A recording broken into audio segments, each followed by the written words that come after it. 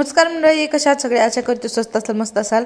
Me Varsha arrange special recipes and blog या माझ्या चॅनलमध्ये तुम्हा सर्वांचं खूप खूप मनापासून स्वागत करत आहे। तर 2 ते 3 दिवसाचा मिळून हा ब्लॉग शूट करत आहे मी। तर आज आहे भावाचा उपवास आणि नागपंचमीच्या तुम्हा सर्वांना खूप खूप शुभेच्छा। तर चला तर ब्लॉगला सुरुवात करूयात। स्वतःची दररोजची माझी पूजा आहे तर ती झाली, दारातली पूजा झाली गुरुवारची। तर आज जे नागोबा नरसोबाची जी पूजा आहे सो ती राहिलेली आहे। आता मी ती करून घेते आणि नंतर जे बाकीचं रूटीन आहे सो ती तुमच्यासोबत शेअर करते। ही पूजा एकदम सोपी आहे म्हणण्यासाठी। तर जी आपली रेग्युलरची पूजा केली त्याची शेजारी मी पाट मांडलेला आहे, त्याच्यावर लाल वस्त्र ठेवणार आहे आणि मग त्याच्यानंतर मी पूजा करणार आहे। ही असं ते कागद टाईप असतो, पण ते कागद असं भिंतीला चिकटून पूजा करायची असते। पण ते माझ्याकडे पुट्टा होता अशा पद्धतीचा, मी त्याला चिकटते मी असं मस्त हे चिकटून घेतलं जेणेकरून असं स्ट्रेट उभं राहील। आणि कसं पाठीमागं बॅक साईड सपोर्ट देण्यासाठी माझ्याकडे काही नाही आहे, त्याच्यामुळे त्या कुंडीला असा सपोर्ट देऊन पूजा करून घेणार आहे। तर एकदम सोपी पूजा आहे। तर नागमनाचा फोटो लावायचा, हळदी कुंकू व्हायचं, पाणी आधी ओरायचं, अक्षता व्हायचं, वस्त्रमाळा घालायची आहे, आघाडा, हराळी, फूल, हरभऱ्याची डाळ, गव्हाचं पीठ आणि नैवेद्यासाठी हे मुरमुरे, दूध, दिवा आणि धूप तर मी या ठिकाणी लावलेलेच आहे। तर आता माझी पूजा छान झालेली आहे। आता मी वाचन असतं माझं सो ते मी करून घेते।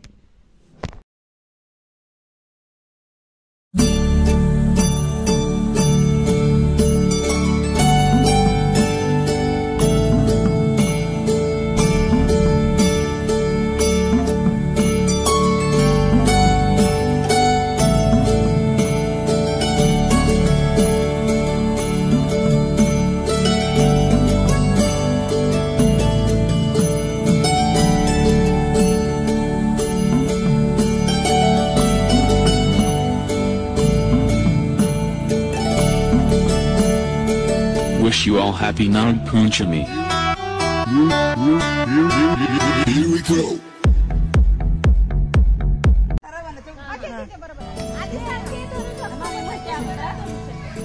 त्याला गाणे टाकायचे डायरेक्ट।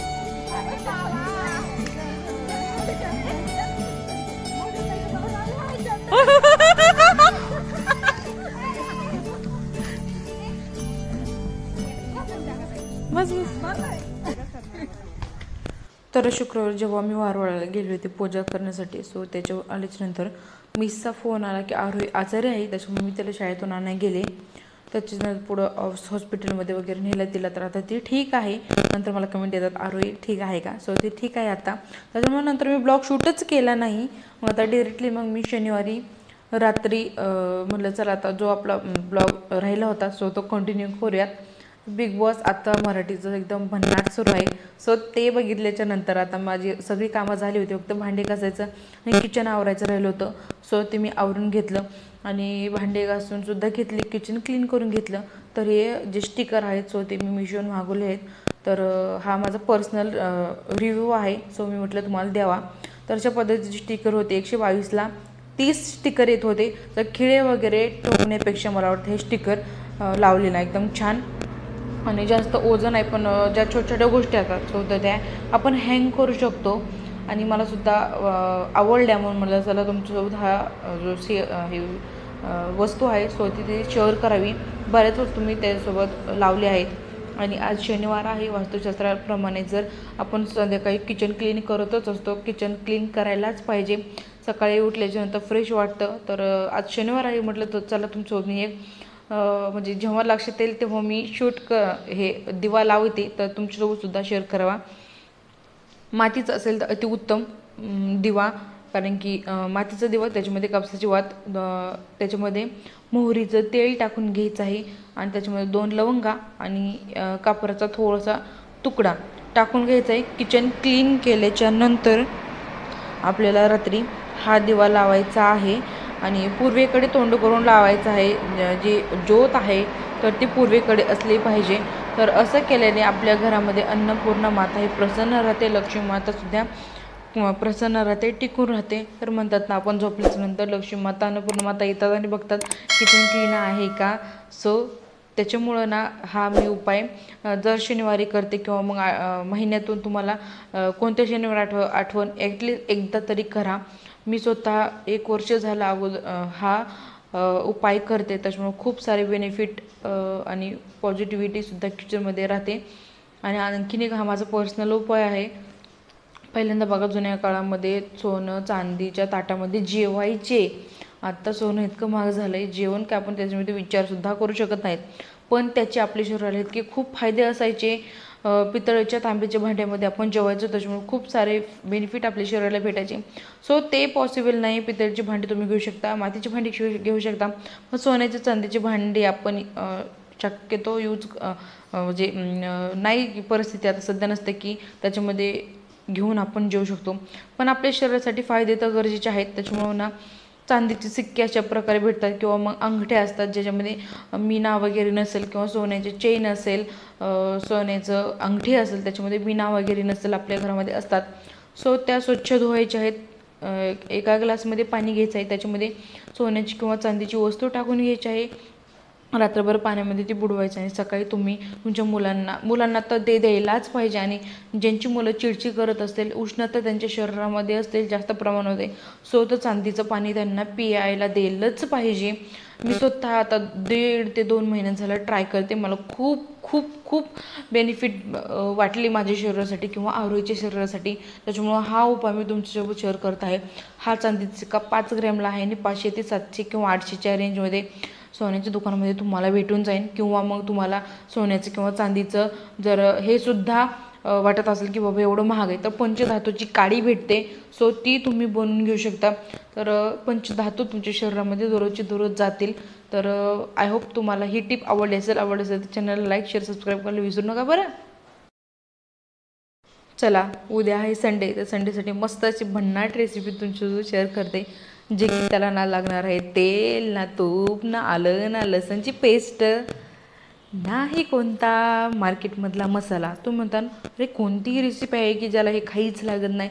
सो तर मस्तपैकी दम आलूची रेसिपी बनवणार आहोत. तुम्हाला माहितीच आहे मार्केटमध्ये अशा पद्धतीचे छोटे छोटे बटाटे भेटतात. सो ते बटाटे आपल्याला घ्यायचे आहेत 200 ते 250 ग्रॅम.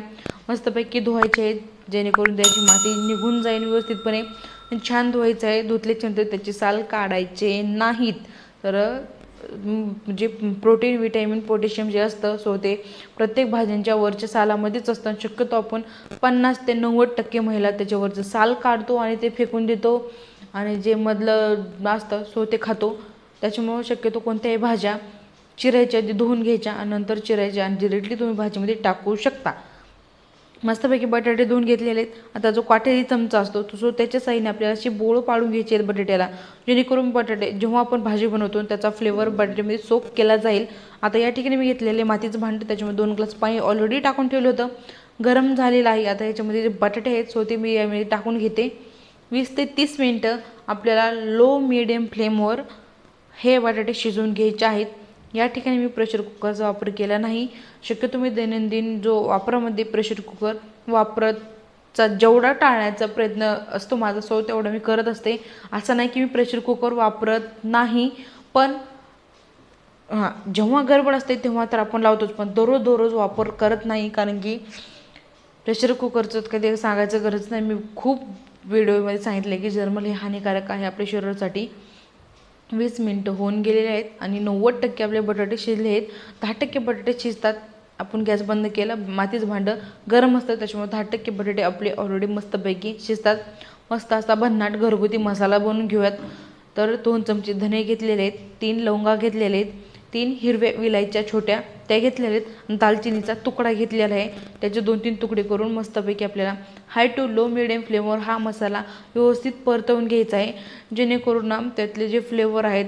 तर हा मसाला भाजताना एकतर किचनमध्ये इतका सुंदर छान वास येतो ना की असं वाटतं की आपण घरी मसाल्याची फॅक्टरी सुरू केली आहे का काय. एकदम मस्त सुगंध किचनमध्ये दरवळतो.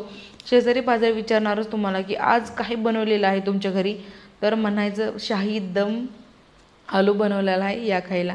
सो तर त्याची अशा पद्धतीने पावडर बनवून घ्यायची आहे. पावडर जास्त बारीक नाही किंवा. आणि आता या ठिकाणी मी 3 तास अगोदर 15-16 काजू भिजत घातलेले ठेवले आहेत. तर तुम्ही म्हणतात काजूच्या ऐवजी या ठिकाणी काय वापरू शकतो का, तर नाही, काजूच वापरायचे आहेत आपल्याला. आणि तुम्ही हे दररोज नाही पण आठवड्यातून एकदा किंवा महिन्यातून 3-4 वेळेस तरी अशा भाज्या खायलाच पाहिजे. त्या शरीरासाठी चांगल्या आहेत, आपल्यासाठी चांगलेल्या आहेत. मी म्हणत नाही की दररोज अशा भाज्या तुम्ही खायलाच पाहिजेत, तसं नाही म्हणत आहे मी म्हणते की कुठंतरी जे आपलं केमिकलयुक्त जे जीवन आहे ते थोडंसं कमी करण्याचा माझा प्रयत्न आहे.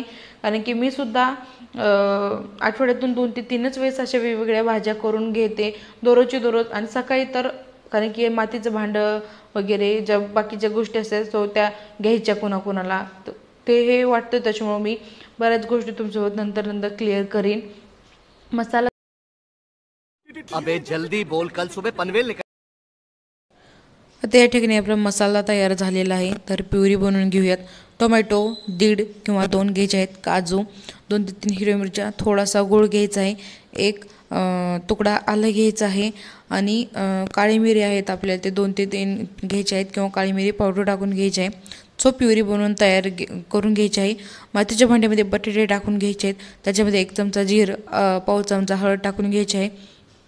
1 ते 2 मिनटं परतवून घ्यायचं आहे. त्याच्यामध्ये थोडंसं पाणी टाकून घ्यायचं आहे आणि कसुरी मेथी टाकून घ्यायची आहे. मस्तपैकी आपल्याला 3 ते 4 मिनटं हे वाफवून घ्यायचं आहे, जेणेकरून ना जे मसाल्याचे जो स्वाद आहे सो तो बटाट्यामध्ये जाईल आणि बटाटा जो आहे एकदम सॉफ्ट होईल. सो तर आपलं बटाटा तयार आहे. तर आता मसाला तयार आहे, जो प्युरी बनवलेली आहे तर ती आता यामध्ये आपण टाकून घेऊयात. प्युरी टाकून आपल्याला मिक्स करायचं आहे आणि जेवढं लागेल तेवढं पाणी टाकून घ्यायचं आहे. जास्त थिकनेस हवा असेल तर थोडं नॉर्मल पाणी टाकायचं, थोडंसं रस्सा हवा असेल तर थोडंसं अर्धा ते पाऊण कप पाणी टाकायचं आहे. तर ते मिक्सरला विसळून मी अर्धा कप पाणी टाकून घेतलेलं आहे आणि मिक्स करून आपल्याला आणखीन ह्याला 3 ते 5 मिनिटं शिजवून घ्यायचं आहे. तर झाकून आपल्या लो फ्लेमवर 5 मिनटं शिजवून घ्यायचं आहे. 5 मिनटं शिजवल्याच्या नंतर लास्टला नमक टाकून घ्यायचं आहे आणि नमक टाकून आपल्याला शिजवून घ्यायचं आहे. नमक टाकल्याच्या नंतर मस्तपैकी आपला दम आलू रेसिपी हा तयार होते आणि मस्त वास तर इतका छान येतो, कारण की मसाले आपण बनवले आहेत, घरीच बनवलेले आहेत आणि घरी मसाले बनवल्याचा जो फ्लेवर असतो, वास असतो सो तो वेगळाच असतो. त्याच्यानंतर आपल्याला लास्ट इन्ग्रेडियंट्स म्हणजे भरपूर अशी कोथिंबीर टाकून घ्यायची आहे. कोथिंबीर टाकल्यामुळे ना ह्या दम आलूच्या रेसिपीला शाही दम आलू काय म्हणतात, सो तो यालाच म्हणतात शाही दम आलू रेसिपी. त्याच्यानंतर आपल्याला कोथिंबीर टाकून घ्यायची आहे. आता सध्याला कोथिंबीरचं सीझनसुद्धा आहे, त्याच्यामुळं शक्य असेल तर धना पावडरचा वापर स्किप करायचा आहे आणि कोथिंबीर फ्रेश टाकून घ्यायची आहे. कोणत्याही पदार्थावर गार्निशिंग करण्यासाठी आपण कोथिंबीर वापरतो, त्याने दिसायलासुद्धा छान दिसतं आणि खायलासुद्धा छान लागते. आय होप तुम्हाला ही रेसिपी आवडली असेल आणि ब्लॉगसुद्धा आवडला असेल तर चॅनलला लाईक, शेअर, सबस्क्राईब करायला विसरू नका. आणि भेटूया सकाळ छान मस्त इंटरेस्टिंग रेसिपीमध्ये, व्हिडिओमध्ये किंवा ब्युटी टिप्समध्ये.